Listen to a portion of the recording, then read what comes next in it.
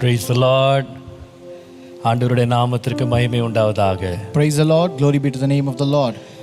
ஆண்டவருடைய இனிய நாமத்தில் உங்கள் ஒவ்வொருவரையும் அன்போடு வாழ்த்தி வரவேற்கிறேன். I greet you and welcome you all in the name of our Lord and Savior Jesus Christ. YouTube, Facebook மூலமாக மாத்திரமல்ல, லைஃப் டிவி, ஆர்க் டிவி மூலமாக, மற்ற சேனல்ஸ் மூலமாக இந்த நிகழ்ச்சியை பார்த்து கொண்டிருக்கிற உங்கள் ஒவ்வொருவரையும் இயேசுவின் இனிய நாமத்தில் அன்போடு வரவேற்கிறேன். I welcome you all with the love of the Christ. Everyone who is watching not only through this YouTube and Facebook but also through Live TV and Arc TV. கர்த்தர் இம்மட்டும் நம்மை நடத்தினார், இனிமேலும் நம்மை நடத்துவார். The Lord has led us so far and He will lead us henceforth. ஆண்டவருடைய அளவற்ற கிருபையினாலே இன்றோடு நாம் 3 வாரங்கள் வேதத்தை வாசிக்கவும், நீதிமொழிகள் புஸ்தகத்திலிருந்து 180 தியானங்களிலே 3 வாரங்களை நாம் நிறைவு செய்யவும் கர்த்தர் இன்றோடு கொடுத்த கிருபை பெரியது. By the grace of God, we are going to complete 3 weeks of the 180 days Bible reading challenge and also 3 weeks of the 180 devotions from the book of Proverbs, and the grace that the Lord has given is great. கர்த்தர் அளித்த அவருடைய கிருபைக்காய் கர்த்தரை ஸ்தோத்திரிக்கிறேன், அவரை வாழ்த்துகிறேன். I thank God for the grace that God has given us and I greet Him. கர்த்தருக்கே மகிமை உண்டாவதாக. All glory be to God alone. இந்த புதிய நாளிலேயும் தேவனுடைய இரக்கங்கள் நம்மை சந்திக்கும்படி நாம் தேவனை நோக்கி மன்றாடி ஜெபம் பண்ணுவோம். Even on this new day, let us pray unto the Lord that His mercies may come and meet us. நன்றி ஆண்டவரே, நன்றி ஆண்டவரே.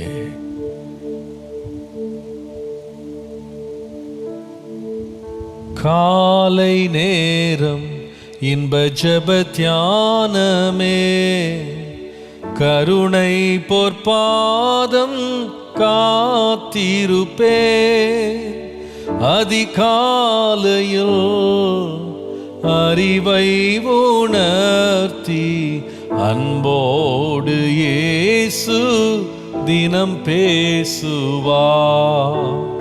அதிகாலையில் அறிவை உணர்த்தி அன்போடு இயேசு தினம் பேசுவார்.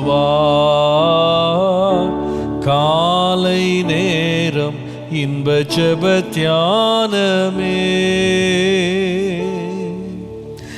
எஜமான் என் இயேசு முகம் தேடுவேன், என் கண் கர்த்தாவின் கரம் நோக்குமே. எஜமான் என் இயேசு முகம் தேடுவேன், என் கண் கர்த்தாவின் கரம் நோக்குமே. எனக்கு ஒத்தாசை அவரால் கிடைக்கும், என்னை அழைத்தார் அவர் சேவைக்கு. எனக்கு ஒத்தாசை அவரால் கிடைக்கும், என்னை அழைத்தார் அவர் சேவைக்கு. காலை நேரம் இன்ப ஜெப தியானமே.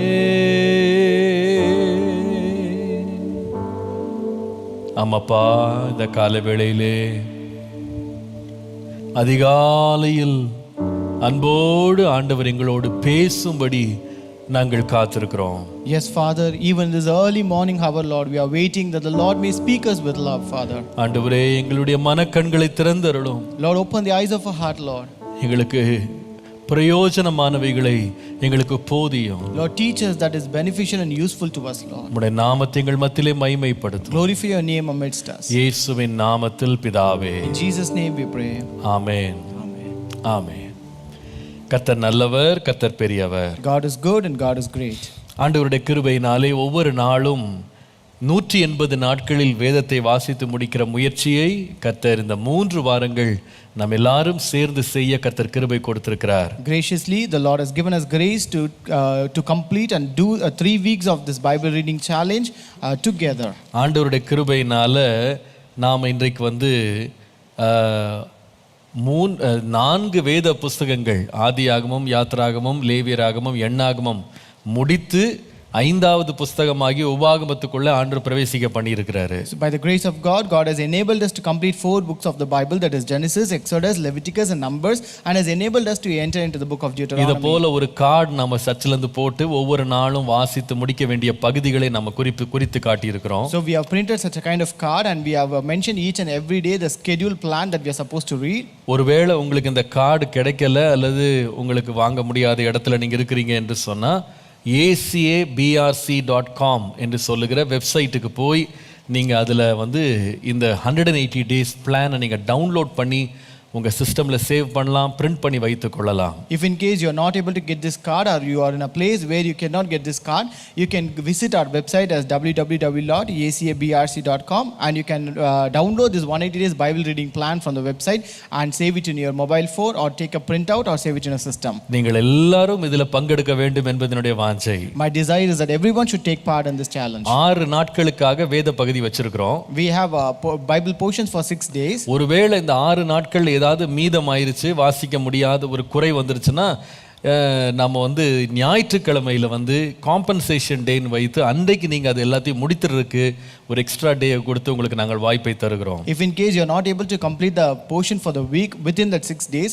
we have a compensation day on 7th day, that is Sunday, where you can complete the remaining pending portions. ஆகவே நீங்கள் எல்லாரும் இதில் உற்சாகம் காட்டுங்க. குடும்பமாக, சபையாக, நண்பர்களாக, ஜெபக்குழுக்களாக நீங்கள் இதில் ஈடுபட்டு கர்த்தருடைய நாமத்தை உயர்த்தும்படி உங்களை தாழ்மையோடு கேட்டுக்கொள்கிறேன். Therefore everyone take part in this as family, as friends, as groups, as cells and as teams and also glorify the name of the Lord. ஒவ்வொரு நாளும் உங்களை உற்சாகப்படுத்துறதுக்காக நான் அதிகாலை தோறும் காலை 6 மணி முதல் 7 மணி இந்திய நேரப்படி நான் வந்து நீதிமொழிகள் புஸ்தகத்திலிருந்து 180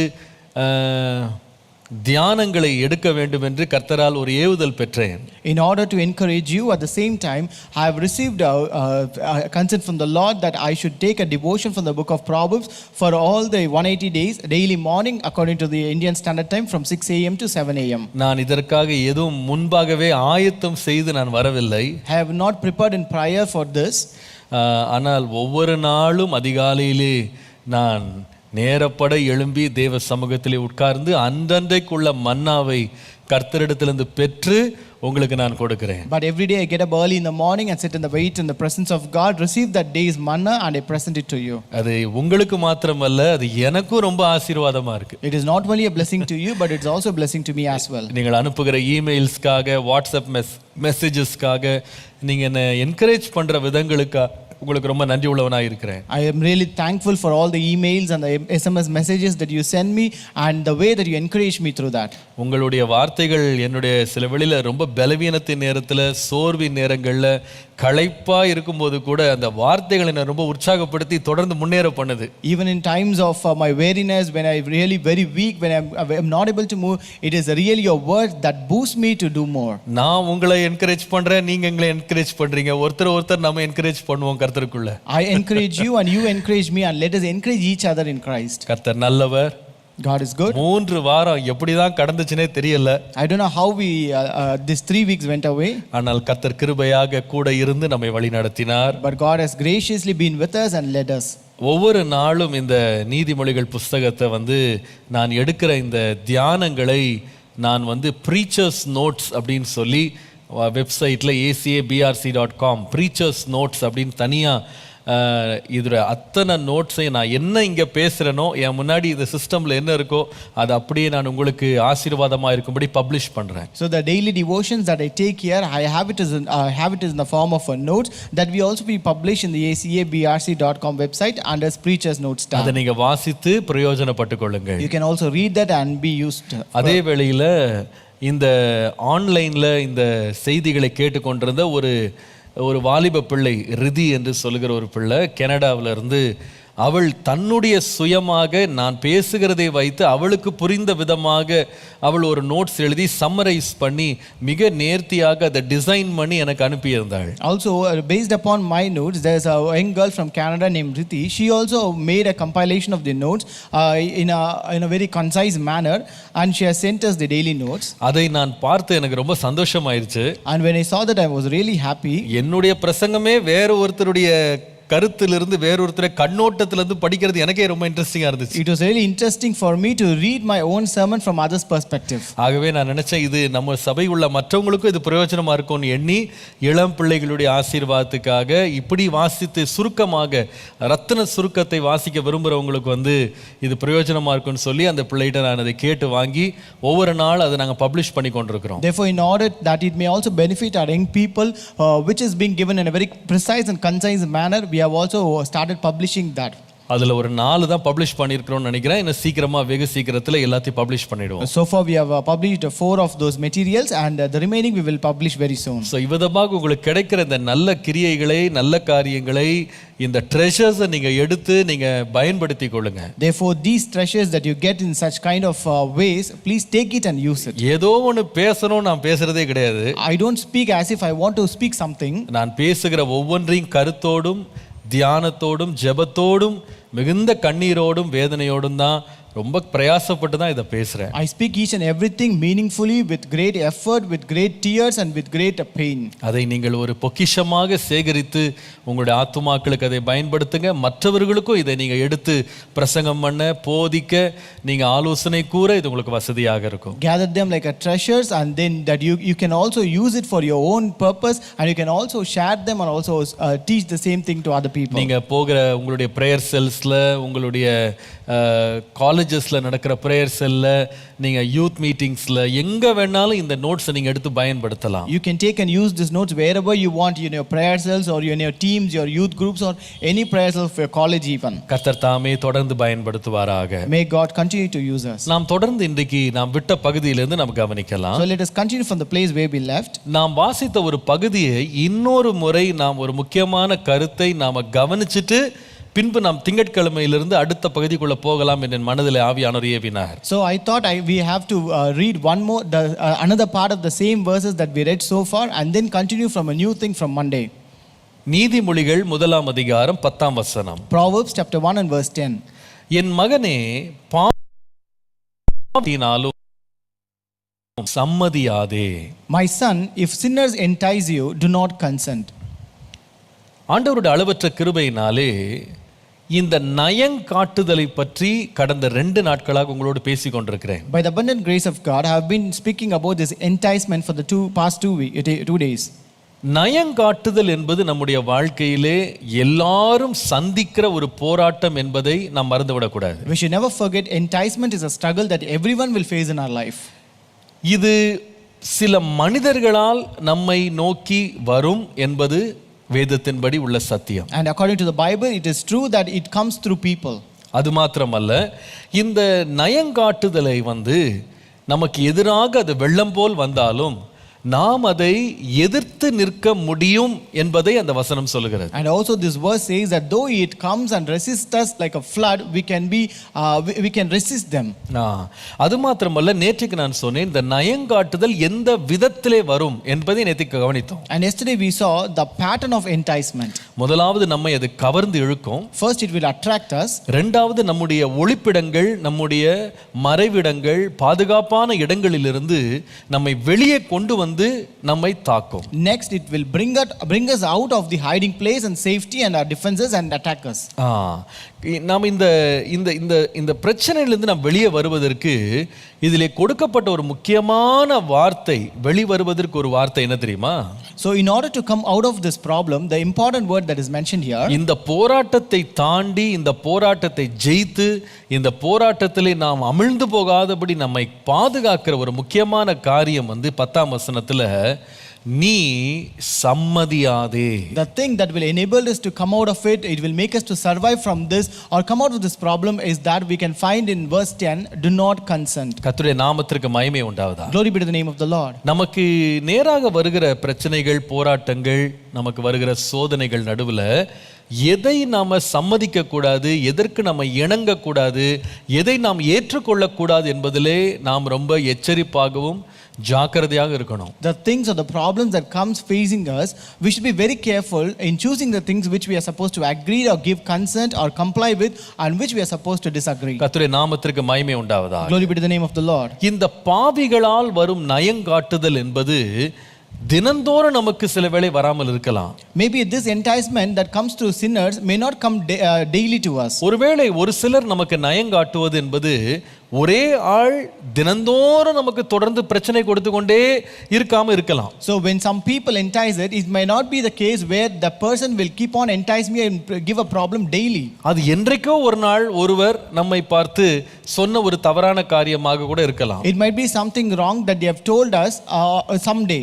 அது வந்து நான் சொல்லுவேன் ஐசோலேட்டட் இன்சிடென்ட் மாதிரி. ஏதோ ஒன்று மூளை பெசகி ஒரு நாள் நல்ல மனுஷன் தான், ஆனால் ஒரு தப்பான ஒரு காரியத்தை என்கிட்ட சொன்னார், தப்பானதை கேட்டார், தப்பான விதத்தில் என்கிட்ட வந்து நெருங்கினாரு அப்படின்றது ஒரு ஐசோலேட்டட் இன்சிடென்ட்டாக சில வேளையில் இருக்கலாம். It is like an isolated incident where a person would have asked you something or behaved in a misbehaved with you or once in a while. அது வந்து ரெகுலர் கிடையாது. It is not a regular thing. அது வந்து வழக்கமாக அப்படி செய்கிறது கிடையாது. It is not a regular thing that happens. ஆனால் சிலர் இருக்கிறாங்க, அவங்க எப்படிப்பட்டவங்கன்னு சொன்னால் இதுதான் அவங்க வாழ்க்கை, இதுதான் அவங்க வழக்கம், இதுதான் அவங்க பழக்கம். But there are some people where this is their regular habit, this is their repeated thing, and this is their livelihood. This is their lifestyle, this is their character. This is how they are. This is their personality. இது வந்து அவர்கள் தங்களை மாற்றிக்கொள்ள முடியாது, இதுவே அவருடைய வழக்கமாக மாறிடும். So this they cannot change it, that becomes their actual lifestyle. இப்படிப்பட்டவர்களை கூட நம்ம சந்திப்போம். Even we can meet such people. அப்ப நீங்க நல்லா கவனிக்கணும். You have to notice this. உண்மைதான், எல்லாருமே பெர்ஃபெக்ட் இல்லைன்றது உண்மைதான். It is true that no one is perfect. But there are some people, சில பேர் எப்படிப்பட்டவங்கன்னா கேஷுவலா அல்லது ரேரா ஒரு குறிப்பிட்ட நேரத்தில் ஒரு தவறு செய்யறவங்க பின்பு அதற்காக மனம் வருந்துறவங்க கூட நம்மை சுற்றி உள்ள நண்பர்கள் இருக்கிறாங்க. We have also friends and people around us who commit a mistake once in a while and also regret for the same. ஆனால் சிலர் இருக்கிறாங்க, இதையே அவருடைய வழக்கமாக வாழ்க்கையை வச்சுட்டு அதை பற்றி எந்த மனஸ்தாபமும் கொள்ளாதவர்களும் நம்மை சுற்றி வாழ்கிறாங்கன்றதை மறந்துடாதீங்க. But don't ever forget, we also have people around us who make it a regular habit and lifestyle and who don't even regret for the same. வேதத்தில் 2 சம்பவங்கள் இதுக்கு நான் காட்டுறேன். I'll show you 2 incidents from the Bible. ஒன்று நியாயாதிபதிகள் 16ஆம் அதிகாரம் 16ஆம் வசனத்துல. First is Judges chapter 16 and verse 16. தெலைலாளை பற்றி வாசிக்கிறோம். அவள் சிம்சோனை தினம் தினம் தன் வார்த்தைகளினாலே நெருக்கி அலட்டி கொண்டிருந்தாள்னு சொல்லி பார்க்கிறோம். Here we read about Delilah where it says when she pestered him daily with her words and pressed him. அதே போல நீங்கள் ஆதியாகமம் 39ஆம் அதிகாரத்துக்கு வருவீர்களானால் again when you come to Genesis chapter 39 10ஆம் வசனத்துல போத்திபாரின் மனைவியை குறித்து படிக்கிறோம். In verse 10 we read about Potiphar's wife. வேதம் சொல்லுகிறது, அவள் நித்தம் யோசேப்போடே இப்படி பேசி கொண்டு வந்தாள். And here it says so it was as she spoke to Joseph day by day. ஒரு நாள் 2 நாள் கிடையாது. It was not 1 day or 2 days. ஏதோ எதேர்ச்சியாக ஒரு நாள் மூளை பெசகி நான் பேசிட்டேன் சார் அப்படின்னு கிடையாது. It is not once in a while I spoke unaware or out of my control. ஒரு நாள் நான் தெரியாம ஒரு தவறு பண்ணிட்டேமா அப்படின்னு சொல்றது கிடையாது. It's not that I committed a mistake unaware someday. நான் வந்து தெரியாம பேசிட்டேன்னு சொல்றது இல்ல. It's not that I spoke unintentionally. ஆனா இது வந்து நித்தம் தினம். But it is daily and day by day. கர்த்தருடைய நாமத்திற்கு மகிமை உண்டாவதாக. Glory be to the name of the Lord. இப்படிப்பட்ட சூழ்நிலைகள் வரும்போது when we come across such situations, நாம் எவ்விதமாக இந்த நயங்காட்டுதலை எதிர்த்து நிற்க வேண்டும் என்பதற்கு சிறந்த ஆலோசனையை இந்த தகப்பனும் தாயும் கொடுக்கிறார்கள். The way how we are supposed to resist this enticement is given by father and mother. 15ஆம் வசனம் பாருங்க. Read verse 15. என் மகனே, நீ அவர்களோடே வழி நடவாமல் உன் காலை அவர்கள் பாதைக்கு நீ விலக்குவாயாக. My son, do not walk in the way with them, keep your foot from their path. Proverbs 1:15, நீதிமொழிகள் 1:15. நீ உன் காலை அவளை விட்டு விலக்குவாயாக. Keep your foot from their path. நீ அவர்களோட வழி நடக்க கூடாது. You should not walk in the way with them. நல்லா கவனிக்கணும் நீங்க. You have to notice this. இது பார்த்தா கொஞ்சம் ரொம்ப கடினமான வார்த்தை மாதிரி தெரியும். When you read this, it might be appearing very difficult to you. அதாவது சம்மதியாதே அப்படின்னு சொல்ற வார்த்தை அதனுடைய உண்மையான கருப்பொருள் இதான். So when you say the word do not consent, this is the actual meaning of it. இன்னொரு முறை பார்க்கலாமா அத? Shall we read it again? 1:15 பாருங்க. Proverbs 1:15. என் மகனே, நீ அவர்களோட வழி நடவாமல் உன் காலை அவர்கள் பாதைக்கு விலக்குவாயாக. My son, do not walk in the way with them. Keep your foot from their path. நீ அவர்களோடு வழி நடக்காத. You don't walk with them. நீ உன் பாதையை அவர்களை விட்டு விலக்கு. Keep your foot away from their path. உங்களுக்கு தெரியுமா, சில வேளையில நம்முடைய வாழ்க்கையில இதை செய்வது என்பது மிக கடினமான ஒரு தீர்மானமாக இருக்கும். Do you know this is the most difficult decisions that we have to make in our life? சில வேளையில சில மனிதர்களை விட்டு ஒரேடியாக ஒட்டு மொத்தமாக அவருடைய உறவை துண்டித்து போவது என்பது மனதுக்கு ரொம்ப சங்கடமாக தான் இருக்கும். Sometimes disconnecting a connection or a relationship with certain people in our life once for all will be always painful. சில வேளையில அவர்கள் நமக்கு பல நாட்களாக நண்பர்களாக நீண்டகால நண்பர்களாக இருக்கும்போது அவர்களுடைய வழிகளை விட்டு நம்ம மொத்தமாக விலக, அவர்களை விட்டு நம்ம பிரிந்து போவது என்பது சொல்றது ரொம்ப லகு தான், ஆனால் செய்யறது ரொம்ப கஷ்டம். Sometimes when that people concerned are our close friends or friends for a very long time, it is really a difficult thing to be separated from them, because it is very easy to say but it is very difficult to do. ஏன்னா இது நீண்டகால உறவை முறிக்கிறது அப்படின்றது நமக்கு கொஞ்சம் அட்டாச்மெண்ட்ஸ்லாம் இருக்கும். அதுலேருந்து பிரிஞ்சு வர்றதுக்கு சில மெமரிஸ் இருக்கும், சில ஞாபகங்கள்லாம் இருக்கும். அதெல்லாம் பிரிஞ்சு வரணும்ன்றது கொஞ்சம் கஷ்டமா இருக்கும். So breaking such a kind of bond is very rare, very difficult, because we might have many memories, many things to remember. சில பேருக்கு நல்லா தெரியும், சில பேருடைய ஆலோசனைகளும் அவர்களுடைய நடத்துதலும் அவர்களுடைய வழிகாட்டுதலும் அவர்களோடு இருக்கிற உறவும் நம்மளை கரப்படுத்துதுன்னு நல்லா தெரியும். Some people know very well that the relationship that they have with that people, the counsels on the way, that the leading of those people are really defiling them. அவங்களுக்கு தெரியும் இந்த பாதை ஆரம்பம் வித்தியாசமா இருந்துச்சு, போக போக போக நாம தேவனை விட்டு வழி விலகுறோம், நம்முடைய வாழ்க்கை கரப்படுது, நாம தேவனுக்கு பிரியமில்லாத வாழ்க்கைக்கு நேரா நடந்துட்டு இருக்கிறோம், நல்லா தெரியும். They know very well, as I began this journey it was well, but as I was moving on with them, it is really deviating from me from God, it is straying me away from the Lord, it is defiling my life. ஆனா அவங்களுக்கு என்னன்னா, ஆரம்பத்தினுடைய அன்பு, அந்த பாசம், அந்த நல்ல நேரங்கள் இதெல்லாம் நினச்சிக்கிட்டு அவங்க ஒரு காம்ப்ரமைஸ்லேயே வாழ்ந்துட்டு இருப்பாங்க. அவங்க முழுவதுமாக விடுபெறாமல் அவர்களோட சமரசம் பண்ணிக்கிட்டே வாழ்வாங்க. But since they have the loads of memories, the love and affection that they had initially, they will not be in a situation to compromise, and they cannot come out of that. இதுதான் சிம்சோனுடைய நிலை. This is the state of Samson. அவளை ரொம்ப மனசார நேசிச்சிட்டான். He loved her so much. அந்த அன்புல ரொம்ப நாள் பிரயாணம் பண்ணிட்டான். He traveled in that love for a long time. அந்த அன்பு அவனுக்கு நிறைய இன்பமான அனுபவங்களை அவன் லைஃப்ல கொடுத்திருக்கலாம். And that love would have also given him very pleasures in his life. ஆனா இப்போ அந்த அன்பு வம்பா மாறுது. But now this love has become something against him. இது ஒரு ப்ராப்ளமா மாறிடுச்சு. It has become a problem now. இப்போ அவள் அன்பா பேசுறதை விட இவனுடைய ரகசியத்தை வாங்குறதுல தான் அவ ரொம்ப கண்ணும் கருத்துமா இருக்கறா. Now she was very much focused to extract the secret from him rather than the love. சிம்சோனுக்கு தெரியாமலாம் இல்ல இது. It is not that Samson is unaware. இது நல்லா தெரியும், அவனுடைய ஜீவனை பறிக்கிறதுக்கு தான் இவ திட்டம் போடுறான், நல்லா தெரியும். He know very well that she is planning to take his life. அந்த பிரச்சனை அவன் ரொம்ப நீண்ட ஒரு காலத்தை அவன் கொடுக்குறான். He is giving a long time for that problem. முடிவில் பார்த்தீங்கன்னா அதை எதிர்த்து நிற்க பலனே அவனுக்கு இல்லாம போயிருச்சு. At the end he did not have strength to resist it. அவனுடைய ஜீவனே அவனுக்கு கசப்பா மாறிடுச்சு. His entire life became a bitter to him. அவன் இனி வாழ்றதை விட சாகிறதே நல்லது அப்படின்ற அளவுக்கு அவன் மாறிட்டான்.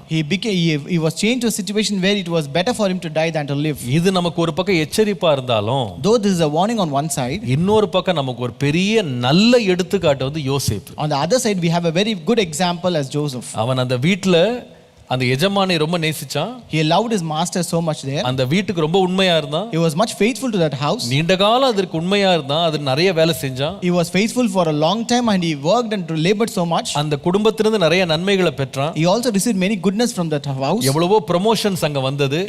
He got so many promotions from there. ஆனால் ஒரு நாள் ஒரு பிரச்சனை ஆரம்பிச்சது. But one day a problem started. தேவனுக்கு விரோதமாக பாவம் செய்யறதுக்கு இழுக்கப்படுகிறான். He was being enticed to sin against God. இது ஒரு நாள் அல்ல, 2 நாள் அல்ல. This is not 1 day or 2 days. ஆரம்பத்துல வாயில பேசி பேசி தடுத்து பிரச்சனையை முடிச்சிடலாம் நினைச்சுக்கிட்டே இருந்தான். Initially he thought he can just end it up with his words. ஆனால் பிரச்சனை கைமீறி போகிறது. But it was going out of control. என்ன செய்தான் தெரியுமா? What did he do? அந்த பாவத்தோடு விளையாடி கொண்டில்ல. He was not playing with that sin. அந்த பாவத்தோடு சமரசம் செய்யல. He did not compromise with that sin. ஆனால் அதுக்கு பதிலாக அந்த வீட்டை விட்டு நிர்வாணமா கூட ஓடி போயிட்டான். Rather he ran away from that house naked. சில வேளையில இவ்விதமாக நாம் சம்மதியாமல் எதிர்த்து நின்று ஓட வேண்டிய சந்தர்ப்பங்கள் கூட அந்த வழியை விட்டு விலக வேண்டிய ஒரு சந்தர்ப்பம் வந்தாலும் நாம் ஆயத்தமா இருக்கணும். Sometimes we have to be prepared, even we have to run away from that path or run away from that situation so that we may not compromise with that. அதனால தான் 2 கொரிந்தியர் 6ஆம் அதிகாரம் 16 லிருந்து 17 வசனங்களை வாசித்தால், Therefore when you read 2 Corinthians chapter 6 verses 16 and 17, தேவனுடைய ஆலயத்துக்கும் விக்கிரகங்களுக்கும் சம்பந்தம் ஏது? and what agreement has the temple of God with idols? நான் அவர்களுக்குள்ளே வாசம் பண்ணி அவர்களுக்குள்ளே உலாவி அவர்கள் தேவனாயிருப்பேன், அவர்களின் ஜனங்களாயிருப்பார்கள் என்று தேவன் சொன்னபடி நீங்கள் ஜீவனுள்ள தேவனுடைய ஆலயமாய் இருக்கிறீர்களே. For you are the temple of the living God, as God has said, I will dwell in them and walk among them, I will be their God and they shall be my people. 2 Corinthians 6:16 in English. ஆனபடியால் நீங்கள் அவர்கள் நடுவிலிருந்து புறப்பட்டு பிரிந்து போய் அசுத்தமானதை தொடாதிருங்கள் என்று கர்த்தர் சொல்லுகிறார். Therefore come out from among them and be separate, says the 2 Lord. Corinthians 6 please. 2 Corinthians 6:17 தப்பா போடுறீங்க. ஆகையால் நீங்கள் அவர்கள் நடுவிலிருந்து புறப்பட்டு பிரிந்து போய் அசுத்தமானதை தொடாதிருங்கள். Therefore come out from among them and be separate, says the Lord. Do not touch what is unclean. அசுத்தமானதை தொடாதிருங்க, பிரிந்து போங்க. Do not touch what is unclean. Come out from among them. கர்த்தருடைய நாமத்திற்கு மகிமை உண்டாவதாக. Glory be to the name of the Lord. இப்படிப்பட்ட சில heart and fast decisions நாம எடுக்காம நாம நிச்சயமா முன்னேறவே முடியாது. Without taking such kind of hard and fast decisions, we cannot progress in our life. நம்முடைய ஆவிக்குரிய வாழ்க்கை வளரவே வளராது. Our spiritual life will not grow at all. அதனால தான் நீங்கள் சங்கீதம் 1:1 வாசிக்கும்போது, That's why I read Psalm 1 and verse 1. துன்மார்க்கருடைய ஆலோசனையில் நடவாமல், பாவியினுடைய வழியில் நில்லாமல், பரியாசக்கார உட்காரும் இடத்துல உட்காராமல் இருந்தால்தான் கர்த்தருடைய வேதத்துல பிரியமா இருக்க முடியும், இரவும் பகலும் அதிலே தியானமா இருக்க முடியும். When a man who will not walk in the counsel of the ungodly, nor stands in the path of the sinners, and sits in the seat of the scornful, only then he can delight in the law of the Lord day and night, and he can meditate day and night. அதாவது 2 எஜமான்களுக்கு நீங்கள் ஒரே நேரத்துல ஊழியம் செய்யவே முடியாது. You cannot serve 2 masters at the same time. அதனால தான் யாக்கோபு எழுதும்போது, That's why when James writes, யாக்கோபு 4ஆம் அதிகாரம் 4ஆம் வசனத்தை வாசியுங்கள். James chapter 4 and verse 4, அவர் சொல்லுகிறார், விபச்சாரரே விபச்சாரிகளே, உலக சிநேகம் தேவனுக்கு விரோதமான பகை என்று அறியீர்களா? Here he writes, adulterers and adulteresses, do you not know that friendship with the world is enmity with God? ஆகையால் உலகத்துக்கு சிநேகிதராய் இருக்க விரும்புகிறவன் தேவனுக்கு பகைஞனாய் இருக்கிறான். Whoever therefore wants to be a friend of the world makes himself an enemy of God. கர்த்தருடைய நாமத்திற்கு மகிமை உண்டாவதாக. Glory be to the name of the Lord. எப்படி போட்டிருக்கு பாருங்க, உலக சிநேகம் என்பது தேவனுக்கு விரோதமான பகை. It says that friendship with the world is enmity with God.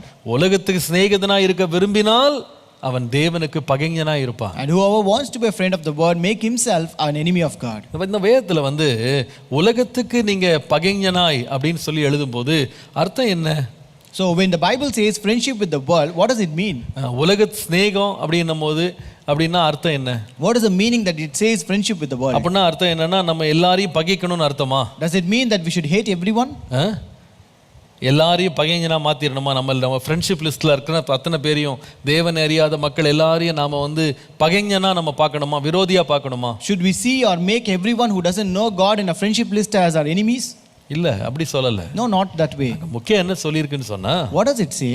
உலகம் கொண்டு வருகிற பாவம், அசுத்தம், அதனுடைய துராசைகளை நாம ஏற்றுக்கொள்ளாமல் நாம் அதிலே பங்கு பெறாமல் இருக்க வேண்டும் என்பதை தான் அங்கே வேதம் முக்கியப்படுத்துகிறது. It actually means and focuses to say that we should not appreciate or accept or participate in the pleasures and sins of this world. கர்த்தருடைய நாமத்துக்கு மகிமை உண்டாவதாக. Glory be to the name of the Lord. அப்படிதான் மோசே வாழ்ந்தார். And that is how Moses lived. அப்படிதான் மோசே அவருக்கும் ஒரு தெரிந்தெடுக்க வேண்டிய ஒரு நேரம் வந்தது. Even Moses had to choose something in his life. அவர் எந்த பக்கம் போகணும், யார் பக்கம் நிக்கணும், எங்க இருந்து விலகணும்னு ஒரு தீர்மானம் எடுக்க வேண்டிய ஒரு நேரம் வந்தது. There was a time for Moses to decide which to accept, which to leave away, on which side to lean on. நீங்க வாசித்து பாருங்க எபிரேயர் 11ஆம் அதிகாரம் 24 லிருந்து 26. Read Hebrews chapter 11 verses 24 to 26. விசுவாசத்தினாலே மோசே தான் பெரியவன் ஆனபோது பார்வோனுடைய குமாரத்தின் மகன் எனப்படுவதை வெறுத்து அனித்தியமான பாவ சந்தோஷங்களை அனுபவிப்பதை பார்க்கிலும் தேவ ஜனங்களோட துன்பத்தை அனுபவிப்பதையே தெரிந்து கொண்டான். By faith Moses, when he became of age, refused to be called the son of Pharaoh's daughter, choosing rather to suffer affliction with the people of God than to enjoy the passing pleasures of sin. இதுல முக்கியமான வார்த்தை என்ன தெரியுமா? Now what is the important word here? 24ஆம் வசனத்துல மோசே பெரியவன் ஆனபோது, verse 24 it says, by faith Moses when he became of age. இங்கிலீஷ்ல ரொம்ப நல்லா இருக்கு. In English it is very beautiful. அது என்னன்னா பெரியவன் when he grew big ன்னு போடல, when he grew ன்னு போடல, when he came of age, when he became of age என்ன சொன்னா அவனுக்கு வயசு வந்த போதுன்னு போட்டிருக்கு. So it means that when he became of age. எப்போ இவருக்கு வயசு வந்தது அப்படின்னு கேட்டா, when did he become age? 40 வயசுல வயசுக்கு வந்தாரு. At 40 years he became of age. சரீர பிரகாரமா நான் சொல்லல. I'm not saying physically. சரீர பிரகாரமா சொல்லல. It is not a physical maturity. 40 வயசுல ஒரு வாலிபன் ஆனார் நான் சொல்லல. It's not that he became an young man only at the age of 40. அவனுக்கு 40 வயதுல தான் அவனுக்கு மனம் தெளிஞ்சது. But only at the age of 40 he had a maturity in his heart. ஆண்டவர் சிறுபிள்ளையா இருக்கும்போதே பார்வோனுடைய அரண்மனையை மோசேக்கு ஒரு வீடாக வைத்திருந்தார். So when Moses was very small, God kept the house on palace of Pharaoh to be his house. சிறு குழந்தையிலிருந்து அந்த வீடு தான் அவனை காப்பாற்றியது. And right from his childhood it was that house that it saved him. அந்த வீட்டினால் தான் அவன் உயிர் பிழைத்திருந்தான். He survived because of that house. அவனோடு பிறந்த இஸ்ரவேலின் ஆண் மக்கள் யாருமே உயிர் பிழைக்கல. And none of the Israelites male childs who were born with him were alive. இவன் மட்டும்தான் பிழைச்சு அந்த வீட்டிலே ஒரு பாதுகாப்பான சூழ்நிலையிலே வளருகிறான். And he was the one who survived and he was grown up in that protected stage of that house. அந்த வீட்டிலிருந்து தான் எகிப்தினுடைய சகல கலைகளையும் அவன் கற்று தேறினான். And only from that house he began to be he was trained up in all the arts of Egypt. அவன் ஒரு படித்த மனிதனாக மாறினான். He became a literate only from there. Educated person. அது மாத்திரமல்ல அந்த இடத்துல தான் அவன் வாக்கிலே வல்லவனாக மாறினான். And he also became eloquent only in that place. அப்போ இதெல்லாம் நன்மை அந்த வீடு தான் கொடுத்துச்சு. So that house was the one which gave all this goodness. பார்வோனின் குமாரத்தின் மகன் என்ற பட்டம் இதெல்லாம் அவனுக்கு சம்பாரிச்சு கொடுத்துச்சு. And it also gave him the title that he is the son of Pharaoh's daughter. ஆனா ஒரு நாள் ஒரு வயது வந்தது. But one day he became of age. இந்த படிப்பை தாண்டி, beyond his education, இந்த கலைகள், இந்த அவன் கற்றல் எல்லாம் தாண்டி, above whatever he learned from there, பாவ சந்தோஷங்கள் அதே வீட்டுக்குள்ள வந்துச்சு. and there came the pleasures of sin in the same house. நம்ம யூனிவர்சிட்டி, நம்ம காலேஜ், நம்ம ஸ்கூல்லாம் பாத்தீங்கன்னா எதற்காக நம்மங்களை ஆண்டவர் கொண்டு போறாருன்னா நம்ம நிறைய காரியங்களை கற்றுக்கொள்ளும்படி, தேரும்படி, நம்ம கல்வியை பெற்றுக்கொள்ளும்படி தான் ஆண்டவர் கொண்டு போறாரு. God takes us to university, schools and institution only so that we may learn many things from there and for education only. நம்முடைய ஃப்ரெண்ட்ஸ் எல்லாம் எதுக்கு இருக்கிறாங்கன்னு சொன்னா நம்முடைய படிப்புல நம்மளை உற்சாகப்படுத்த, நம்மோடு கூட சேர்ந்து படிக்க, நமக்கு உதவி செய்ய நம்மோடு வர்றாங்க.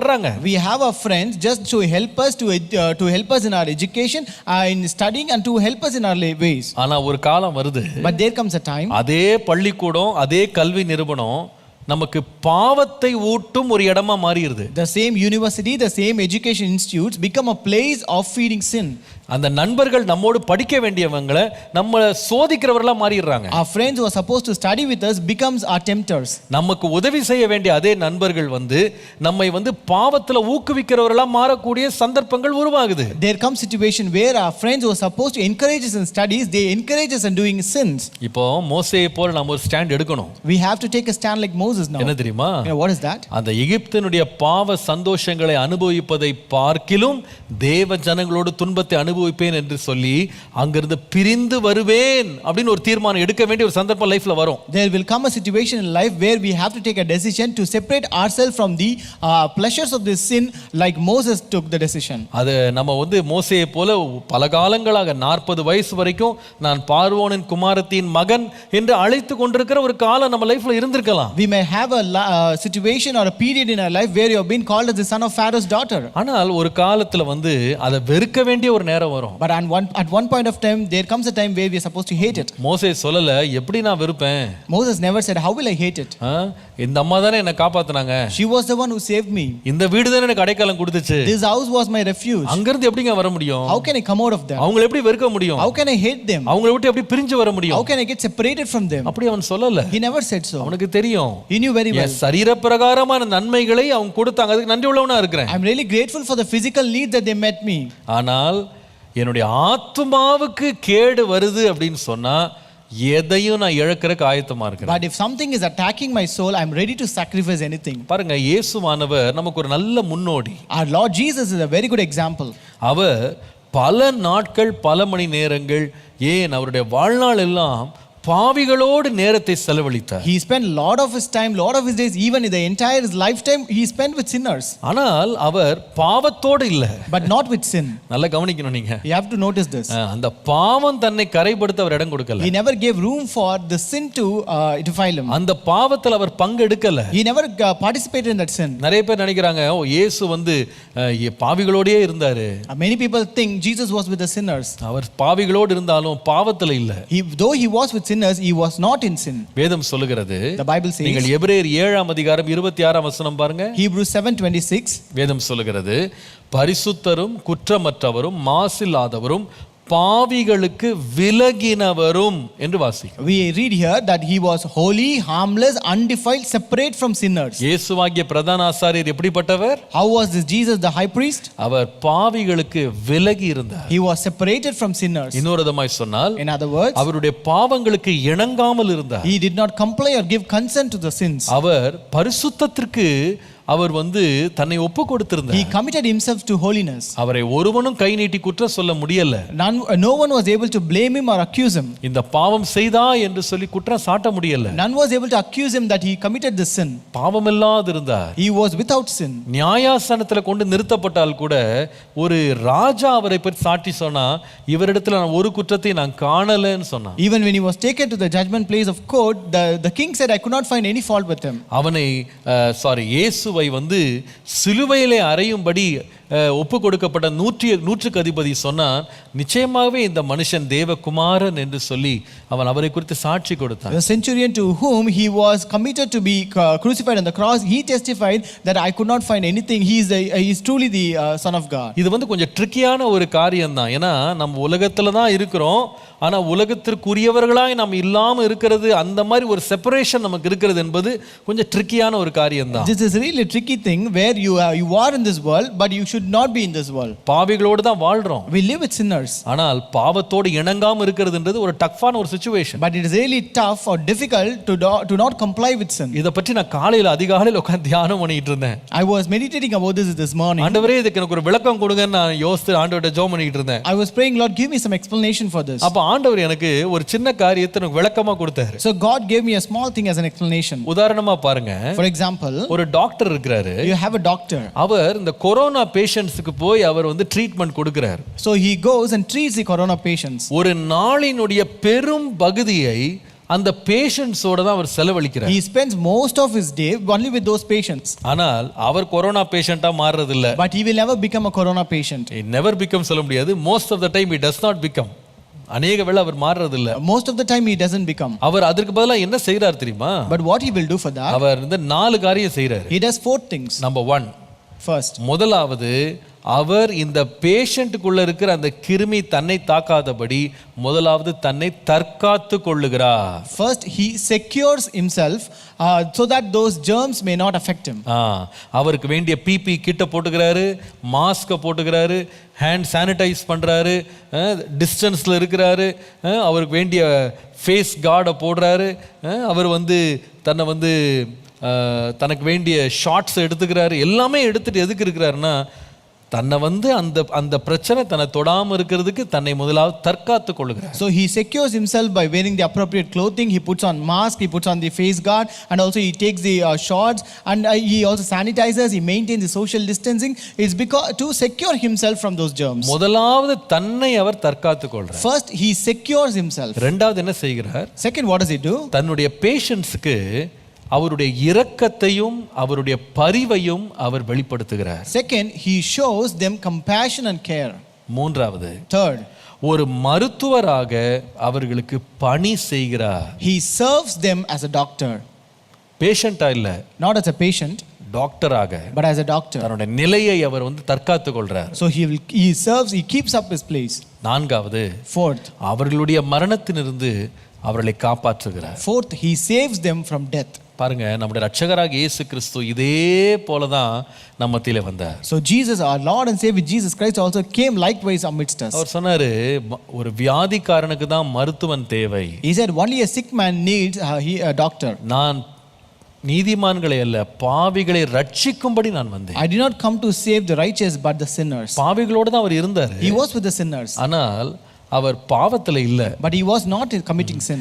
பாவிகளோடு பாவத்துல ஒன்றா இணைஞ்சு இல்ல. He was not participating with sinners in sin. அதுக்கு பதிலா பாவிகள் நடுவில் இருந்தாலும் பாவிகளினுடைய ரட்சகராக அவர் இருந்தார். Though he was amidst sinners, he was the savior of sinners. பாவிகளுக்கு நீதியை புகட்டுகிறவராக நின்றார். He stood as a Lord who was teaching the righteousness to them.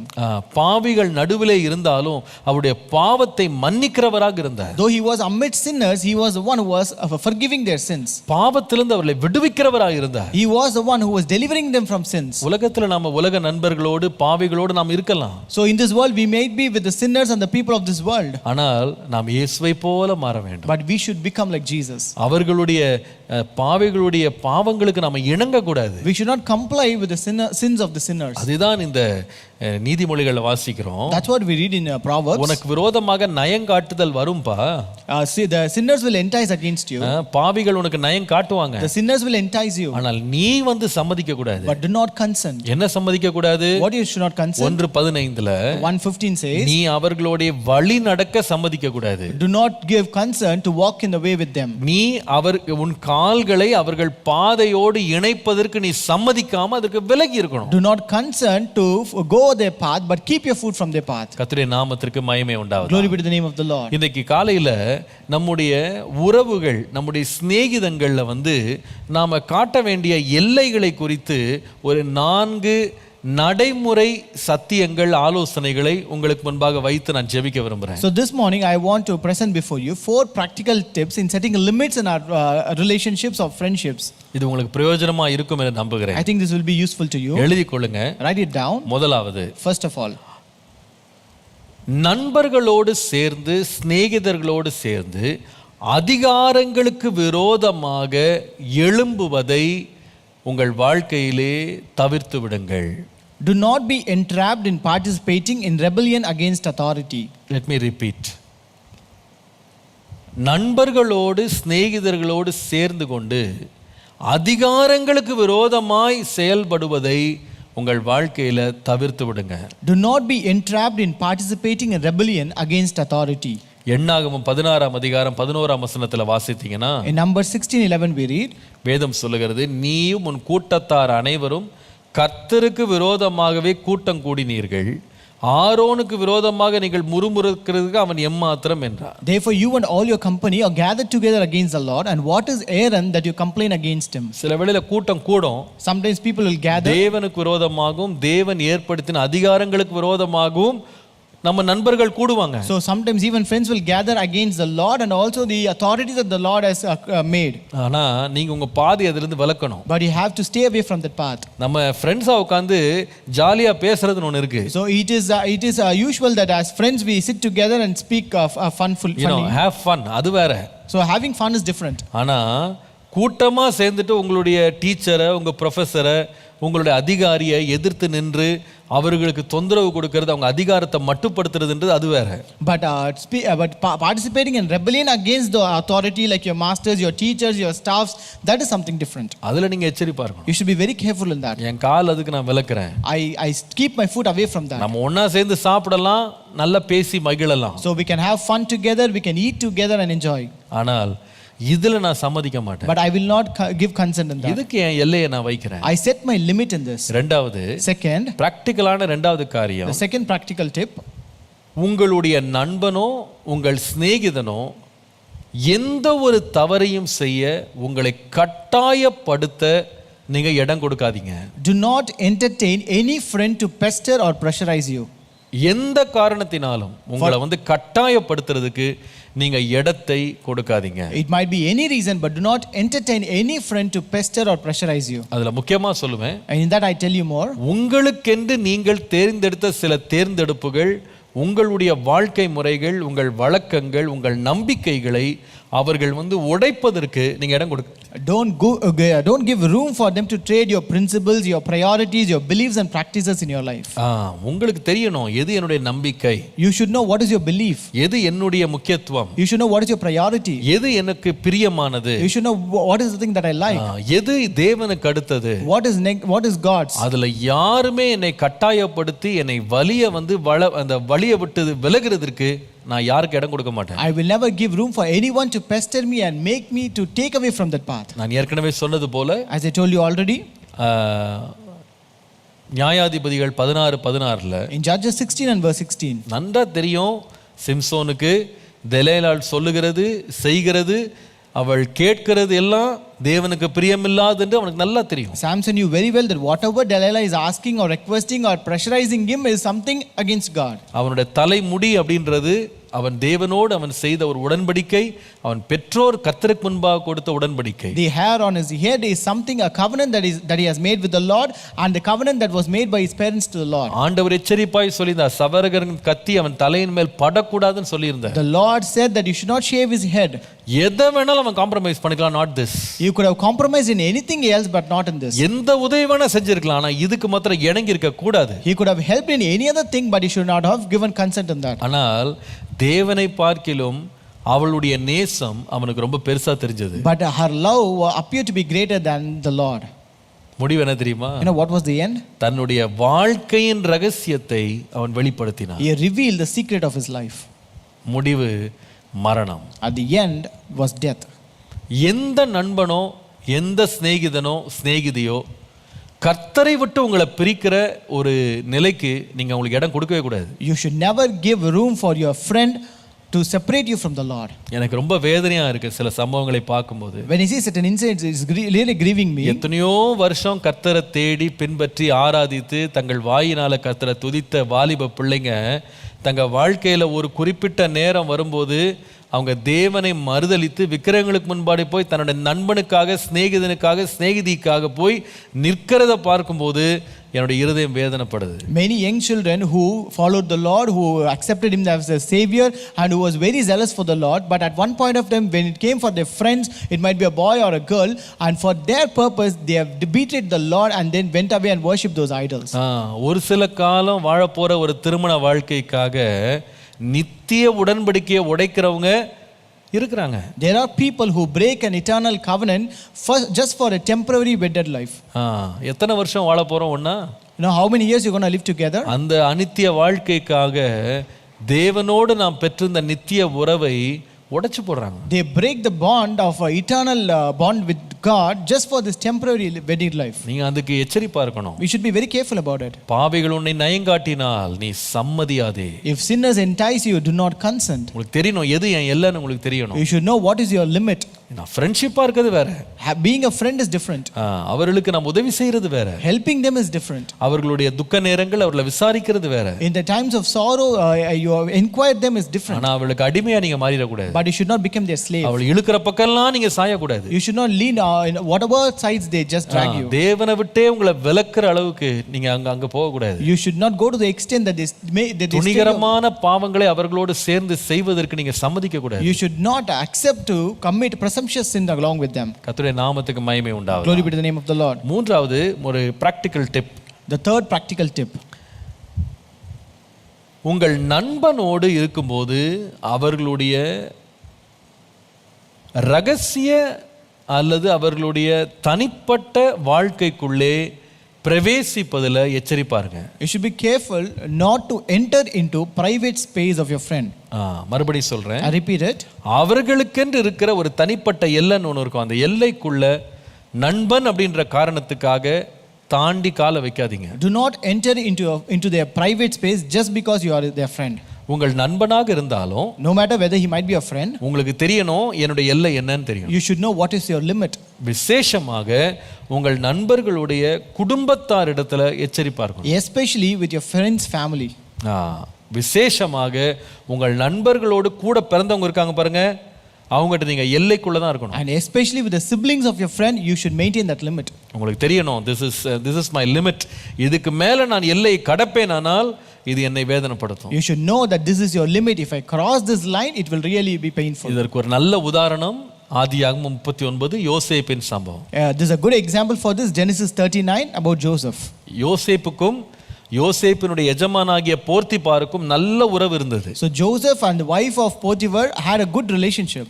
போர்த்திபாருடைய முழு நம்பிக்கையை யோசேப்பு சம்பாதித்து வைத்திருந்தார். And Joseph has earned the entire faithfulness of Potiphar. அந்த மனுஷன் யோசேப்புக்கு வந்து எந்த அளவு நம்பிக்கை வைத்திருந்தானா யோசேப்பின் மேலனா, தன்னுடைய மேஜையில வர்ற ஆகாரத்தை தவிர வேற ஒன்றையுமே அவன் விசாரிக்கலையா. So he trusted Joseph so much that he never even committed everything of his hand to him and except his food alone. ஒரு வேலை ஸ்தலமாக மாத்திரமல்ல, அந்த வீடு அவன் தங்குகிற வீடாகவும் மாறிடுச்சு. It was not only like an office but also like a house for him. ஆனால் யோசேப்புக்கு எல்லை என்னன்னு தெரியும். But Joseph knew his limit. வேதம் சொல்லுகிறது, The Bible says 39:8 பாருங்களேன். verses 39 chapter 39 verse 8. அவனோ தன் எஜமானின் மனைவியின் சொல்லுக்கு இணங்காமல் அவளை நோக்கி சொல்லுகிற வார்த்தையை கவனிங்க. இதோ வீட்டில் என்னை இருக்கிறவைகளில் யாதொன்றை என்னிடத்தில் இருக்கிறவைகளில் யாதொன்றை குறித்தும் என் ஆண்டவன் விசாரியாமல் தமக்கு உண்டான எல்லாவற்றையும் என் கையிலே ஒப்புவித்திருக்கிறார். இந்த வீட்டிலே என்னிலும் பெரியவன் இல்லை.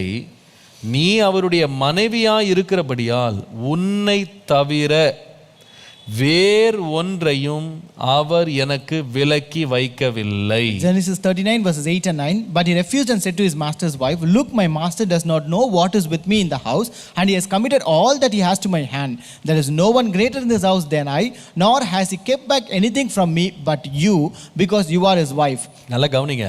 Listen carefully. எல்லாத்தையும் என்கிட்ட கொடுத்துட்டாரு. He has committed everything to me. என் கைக்கு எதையுமே விலக்கல. So he has not kept anything away from my hand. ஆனா உன்னை தவிர எல்லாமே எனக்கு கொடுக்கப்பட்டிருக்கு. But everything is given to me except you. நீ அவருடைய மனைவி. You are his wife. எல்லாத்துக்கு மேல எனக்கு அதிகாரம் இருக்கு, உன் மேல எனக்கு அதிகாரம் இல்ல. I have authority over everything but not on you. எல்லாத்துக்கு மேல எனக்கு உரிமை இருக்கு, ஆனா உன் மேல எனக்கு உரிமை இல்ல. I have right over everything but not on you. அதனால இத நான் தாண்டுவேனானா இந்த பாவம் என் எஜமானுக்கு விரோதமான பாவம் மாத்திரம் இல்ல, தேவனுக்கு விரோதமான பாவமாகவும் மாறிடும். Therefore, if I cross this limit, this sin not only becomes a sin against my master but also against my God. இதுல என்ன பாடம்? What is the lesson? நீங்க சில பேர் ரொம்ப நல்ல க்ளோஸ் ஃப்ரெண்ட்ஸா இருக்கலாம். So you might be a close friend with someone. ஆனா நீங்க க்ளோஸ் ஃப்ரெண்டா இருக்கிறதுனால அந்த ஃப்ரெண்டுடைய மனைவியும் உங்களுக்கு க்ளோஸ் ஃப்ரெண்ட் கிடையாது. So since you are the close friend of that person, his wife cannot become your close friend. நீங்க கேர்ஃபுல்லா இருக்கணும் அதுல. You have to be careful. Friend தான்ப்பா. A friend is a friend. ஃப்ரெண்டுடைய மனைவியை வைக்க வேண்டிய மரியாதையை இந்த இடத்துல வச்சிரணும். And you have to pay the respect that you're supposed to give to friend's wife. Friend தான்ப்பா. Your friend is a friend. ஃப்ரெண்டுடைய அக்கா, ஃப்ரெண்டுடைய தங்கச்சி எல்லாம் உனக்கு ஃப்ரெண்ட் கிடையாது. But friends are sisters cannot become your friend. நீ வந்து கேர்ஃபுல்லா இருக்கணும். You should be very careful. Friend தான். Your friend is friend. ஃப்ரெண்டுடைய அண்ணன், ஃப்ரெண்டுடைய தம்பி எல்லாம் உங்களுக்கு ஃப்ரெண்ட் கிடையாது. But friend's brother cannot become your friend. நீ அந்த எல்லையில வச்சுக்கணும். You have to keep the limit. You should know யார் எனக்கு ஃப்ரெண்ட், அந்த ஃப்ரெண்டோட அந்த எல்லையோட நிறுத்திக்கணும். So you should know what is my limit and what is the limit with your friend. அந்த எல்லையை நீங்க தாண்டுவீங்களானா, if you cross that limit, உங்க வாழ்க்கையில நிச்சயமா தீங்கு அனுபவிப்பீங்க. you will surely come across evil. உங்களுக்கு தெரியணும் யார் வரைக்கும் நான் போகலாம், எது வரைக்கும் நான் போகலாம், எந்த இடத்துல நான் ஃபுல் ஸ்டாப் வைக்கணும்னு உங்களுக்கு தெரியணும். And you should know until what extent I can go, until whom I can go, and where I'm supposed to keep the full stop. ஆகவே உங்களுடைய நண்பர்களுடைய தனிப்பட்ட வாழ்க்கையின் எல்லைகளுக்குள்ள நீங்க கால் எடுத்து வைக்கிறதிலிருந்து சம்மதியாமல் வழி விலக வேண்டியது அவசியம். Therefore do not enter into private space of your friend and stay away from them. கடைசியாக ரொம்ப முக்கியமான ஒரு வார்த்தை. At last and most important thing, உங்களுடைய நண்பர்களோடு நீங்கள் வைத்திருக்கும் எல்லா சம்பாஷணைகளுக்கும் அல்லது உங்களுடைய உறவுகளுக்கும் உங்கள் சொந்த குடும்பத்தை மறைக்காமல் வைத்திருங்கள். Do not exclude your family in any plans or relationship with your friends. நல்லா கவனிக்கணும் இதை. Listen carefully. உங்க ஃப்ரெண்ட்ஸ்ட நீங்க வைத்திருக்கிற உறவுகள், நட்புகள், உங்களுடைய பேச்சுக்கள், உங்களுடைய சம்பந்தங்கள் இதை வந்து உங்க சொந்த வீட்டாருக்கு தெரியாம மறைக்க கூடாது. You should not exclude your family or conceal from your family the relationship, the conversation or the communication that you have with your friend. அதாவது இன்னொரு விதமா சொல்லுவேனானால், in other words I would tell, உங்களுடைய குடும்பத்தாரை பார்க்கிலும் உங்கள் நண்பர்களுக்கு உயர்ந்த இடம் நீங்க கொடுக்க கூடாது. You should not prioritize friends above family. அநேகர் செய்யற தப்பு இதுதான். Many commit the same mistake. அதாவது உதாரணமா ஒருத்தருக்கு வந்து 18 வயசுன்னு வச்சுக்கிடுங்களேன். For example, consider a person is 18 years old. உங்க அப்பா அம்மாவை எத்தனை நாளா உங்களுக்கு தெரியும்? You know your father and mother for how many years?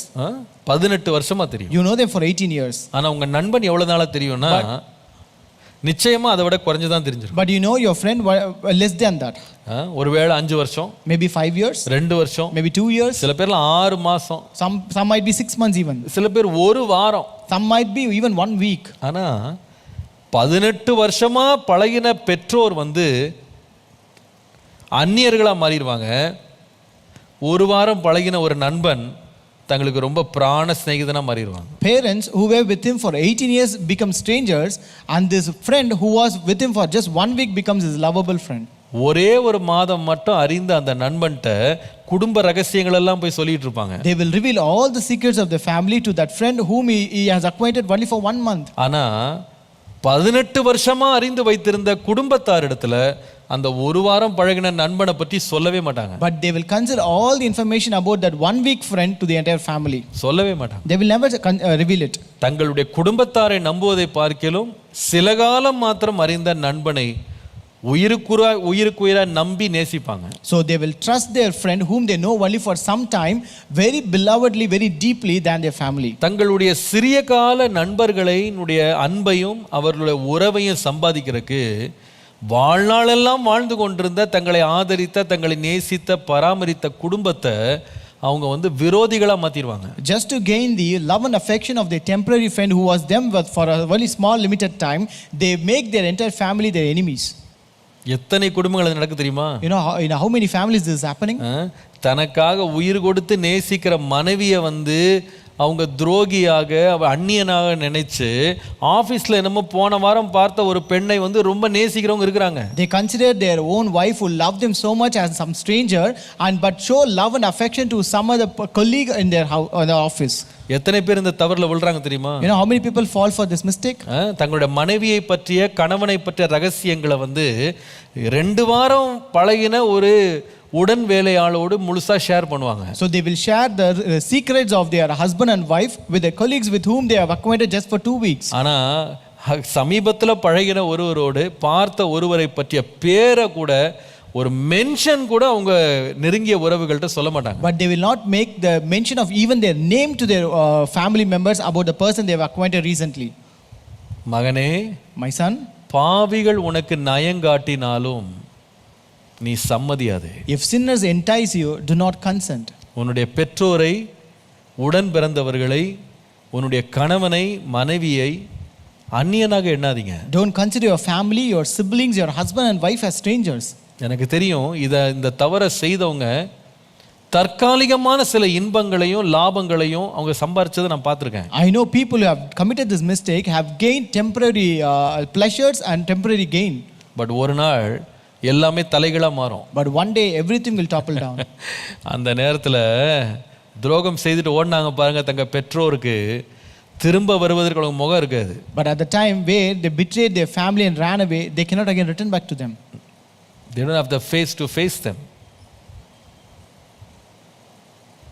அன்றைக்கு அந்த அன்புக்கு ஏங்குவாங்க, அந்த அன்பு கிடைக்காது. They will earn for that love that day, but they will not receive it. தற்காலிகமாக பெரிதாக ரொம்ப பிரம்மாண்டமா தெரிஞ்ச அந்த அன்பு பக்கத்துல போய் பார்க்கும்போது அந்த அன்பா தெரியாது. That temporary love which appeared to be a great one will not be found anymore. அது வெறும் வார்த்தைகளா தான் தெரியும். There would be just words. இத்தனை வருஷமா வார்த்தைகளா இல்ல, தங்கள் வாழ்க்கையினாலும் தங்கள் தியாகத்தினாலும் உங்களை நேசிச்சாங்க பாருங்க, உங்களை நம்பினாங்க பாருங்க, உங்களுக்கு கொடுத்தாங்க பாருங்க, உங்களை பராமரிச்சாங்க பாருங்க. அவங்கள ஒரு 10 வார்த்தைக்காக, ஒரு ஃபோன் காலுக்காக அவங்கள பிட்ரே பண்ணாதீங்க, டினை பண்ணாதீங்க, ஃபர்கெட் பண்ணாதீங்க. So don't deny this family and your close family who have loved you, who have sacrificed everything for you, who have taken care of you just for phone calls or just for temporary relationships. உங்க வாழ்க்கையை ஒரு எல்லைக்குள்ள வைத்துக் கொள்ளுங்க. Keep your life within some limit. உங்கள் அத்தனை நண்பர்களுக்கும் இதை அனுப்புங்க. And send this to all your friends even. உங்க வாழ்க்கையை எச்சரிப்போடு நடத்துங்க. And lead your family with warning. என் மகனே, my son, என் மகளே, my daughter, பாவிகள் உன்னை நயங்காட்டினாலும் நீ சம்மதியாதே. If sinners entice you, do not consent. அவர்களை விட்டு விலகி வர ஆயத்தமாயிரு. Be ready to stay away from them. அவர்களுக்கென்று எல்லைகளை வைப்பதற்கு ஆயத்தமாயிரு. Be prepared to set limits for them. அளவுக்கு அதிகமாக உன்னுடைய உறவுகளை எல்லை மீறி வாழ ஒரு நாளும் சம்மதியாது. Don't ever accept or give consent to live a life beyond the limits. Luca 15:30 In Luke 15:30 it says, அந்த இளம் வாலிபன் அப்பாவுடைய ஆஸ்தியெல்லாம் எடுத்துக்கிட்டான். the younger son took all the possession of his father. அப்பா இப்ப அந்நியனா மாறிட்டாரு. வேசிகளும் நண்பர்களும் அவனுக்கு ரொம்ப சிநேகிதரா மாறிட்டாங்க. Now father has become a stranger and the harlots and friends become his love. முடிவு என்ன தெரியுமா? Now what was the end? அத்தனை ஆஸ்தியையும் இழக்க வேண்டியதாயிடுச்சு. He had to lose the entire asset. எத்தனை குடும்பங்கள் இழந்திருக்காங்க தெரியுமா? You know how many families have lost this? கட்டின மனைவி, கட்டின கணவன், பெற்ற பிள்ளைகள், வீட்டார் எல்லாரையும் துரோகம் செய்து அத்தனை இழந்தவங்க இருக்கிறாங்க. There are people who betrayed their own husband, own wife, own children, own family, and they have lost everything in their life. தங்கள் மேல உயிருக்குயிரான அன்பை வைத்து தங்களுக்கு உண்மையா இருந்து தங்களை நேசித்து பராமரித்த உண்மை குடும்பத்தாருக்கு துரோகம் செய்து வழியிலே வந்த வஞ்சகர்களுக்கு இடம் கொடுத்து எல்லாவற்றையும் இழந்தவர்கள் எத்தனையோ பேர். There are many people who actually betrayed their family, who loved them, who sacrificed them, who did everything for them and just gave room for the enticers who came all the way. இந்த எச்சரிப்பை பெற்று கர்த்தருக்குள்ளே நாம் மறுபடியும் கட்டப்படுவோமா? Having received this caution and warning, let us be built up in the Lord. ஜெபம் பண்ணுவோம். Let us pray. பேசும் பேசும் ஜெபம் செய்யும் போது ஆண்டவா பிரியமானதை இப்போ காட்டும் செய்ய ஆயத்தம். ஆண்டவா பிரியமானதை இப்போ காட்டும் செய்ய ஆயத்தம்.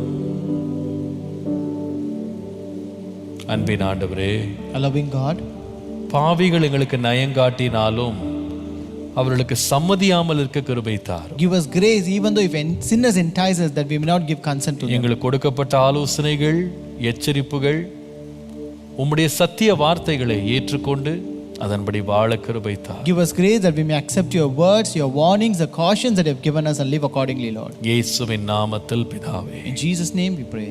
ஆமென். ஆமென். Praise the Lord. Praise the Lord. கர்த்தர் நல்லவர். God is good. இந்த நாள் நாம் வாசிக்க வேண்டிய வேத பகுதி The Bible portion for today, உபாகமத்தின் புஸ்தகம் 10ஆம் அதிகாரம் முதல் 18ஆம் அதிகாரம் வரைக்கும் வாசிக்க போறோம். from the book of Deuteronomy chapter 10 to chapter 18. எல்லாரும் வாசிக்கணும். Everyone should read it உற்சாகமா முன்னேறணும். and you should willingly and interestedly do it. கர்த்தர் தொடர்ந்து கிருபை தருவார். Let God continue to give us grace. கர்த்தர் உங்களோடு இருந்து வழி நடத்துவாராக. May God be with you and lead you.